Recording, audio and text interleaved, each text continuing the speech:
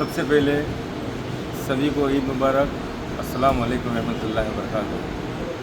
तमाम गोवा के बाशिंदों और तमाम हिंदुस्तान के आवाम को हमारी तरफ से ईद मुबारक। और आज ईद उल अज़हा मतलब बकरी ईद।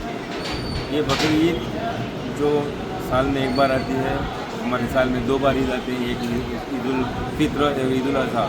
जो आज ईद उल अज़हा की ईद हमने इधर मनाई गई कोनाडी देवसू की मस्जिद में, और जो सुन्नी मस्जिद जो कोनाडी देवसू में है उसमें हमें यहाँ मनाई गई।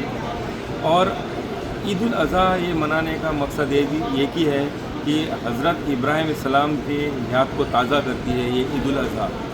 उनके बेटे हज़रत इस्माइल अलैहिस्सलाम, इनके दोनों के सिलसिले से ये ईद उल अज़हा का ईद का बड़ा मतलब और बड़ा मरतबा है।